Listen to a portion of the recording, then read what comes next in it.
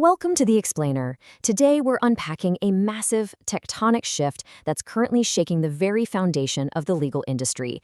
Yep, we're talking about artificial intelligence. Whether you're running a scrappy solo practice out of your home office or managing a sprawling mid-sized firm with dozens of partners, AI is completely rewriting the rules of the game. So we're going to look at the hard data, compare how different sized firms are adopting these tools, and figure out exactly what it means for your specific practice. Okay, let's dive right into this. 240. According to the latest Thomson Reuters Future of Professionals report, that is the number of hours per year that legal professionals expect to free up just by using AI. Think about that for a second. That is roughly 6 entire weeks of work completely reclaimed. And the financial impact of that? It contributes to a staggering $32 billion combined annual impact across the U.S. legal and tax sectors alone. So that brings us to a pretty critical question. Is your firm keeping up? Or are you falling behind? Because the data is crystal clear here. As the leaders in this AI adoption race start reaping these massive time savings and providing faster value to their clients, the gap between those who adopt AI and those who don't is widening fast. It's creating a very real sense of FOMO across the industry, and honestly, for good reason. Here's our roadmap for today. First, the AI adoption divide. Second, the solo and small firm playbook. Third, mid-sized firm strategies. Fourth, the ethical guardrails we all need to know. And finally, your firm's immediate next steps. Let's start with Section 1, the AI adoption divide, resource constraints versus strategic growth. As we look out at the legal landscape, it becomes obvious pretty quickly that there is no one-size-fits-all approach to legal AI. A solo practitioner's needs are vastly different from a mid-sized firm that has an entire dedicated IT department. But listen, the mandate to adapt, that is universal.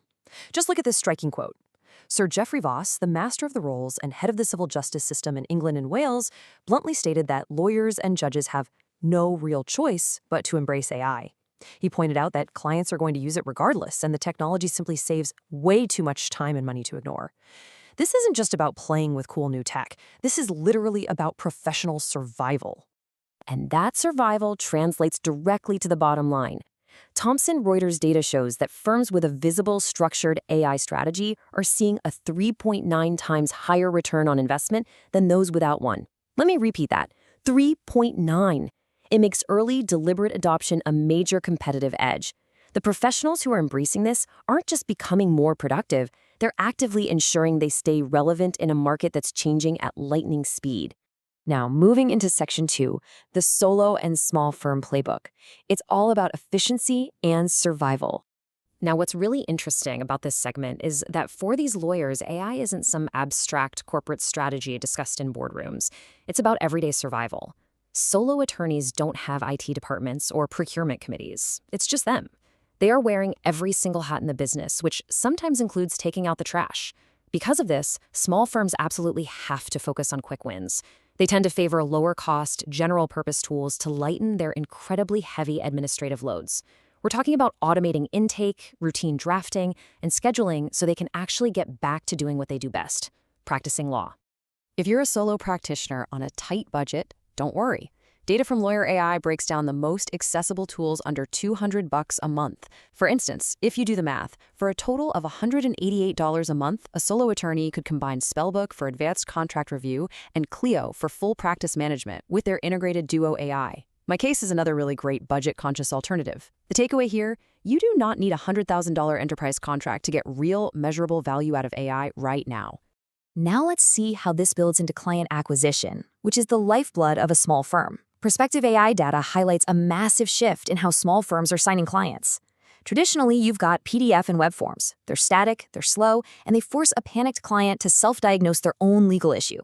But now, we have AI conversational triage. This acts like an instant AI interviewer that actually probes for context in real time. And why does this matter? Because responding to leads within 5 minutes lifts conversions by 400%. For a solo firm, replacing a static form with conversational AI means you don't have to hire staff to man a 24/7 phone line just to capture those vital leads. It's a total game changer. Let's look at the other side of the coin. Section 3, mid-sized firm strategies, scalability and growth. You might naturally assume that the massive, big law firms are the ones winning the AI race, right? Well, surprisingly, mid-sized firms are actually leading the charge when it comes to comprehensive AI adoption. And this brilliantly illustrates exactly why. An incredible 74% of hourly billable work can be automated by generative AI. This is data straight from Clio's Legal Trends report. 74%? We're talking about document review, legal research, and especially billing processes, essentially running on autopilot. Let's talk about that billing piece specifically. Look at this number, $1.3 million. According to lien law, that is the average amount a mid-sized law firm loses annually simply due to manual billing inefficiencies.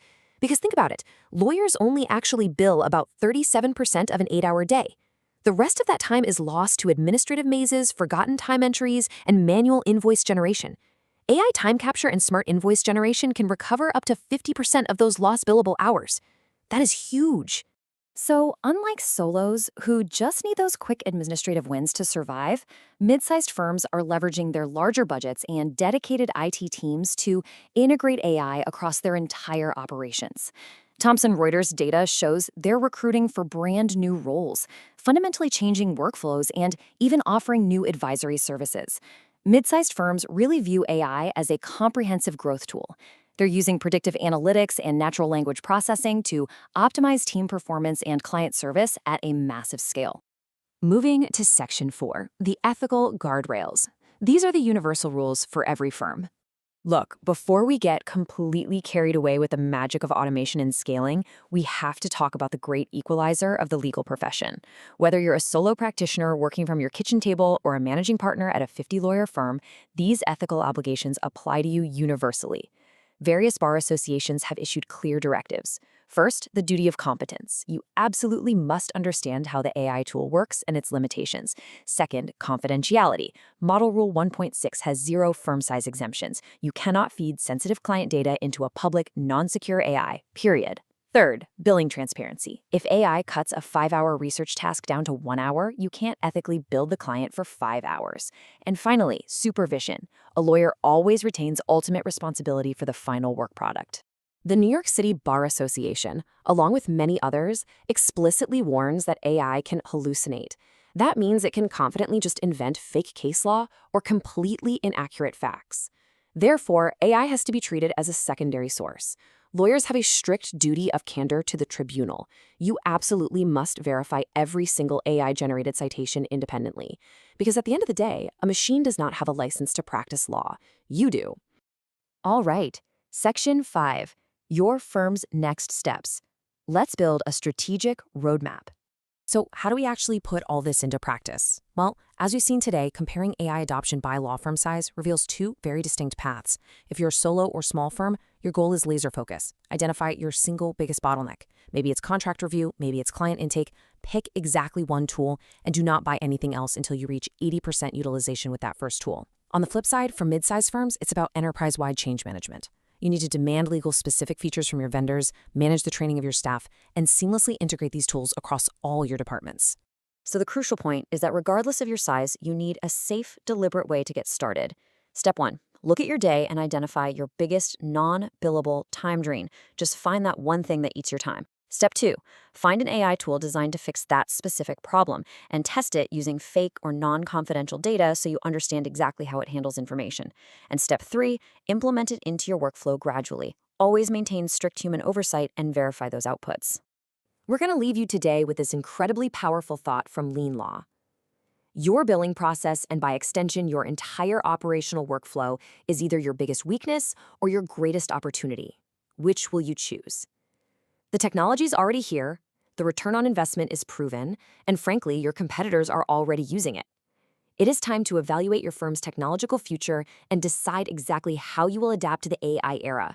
Thank you so much for joining us on this explainer, and we will see you next time.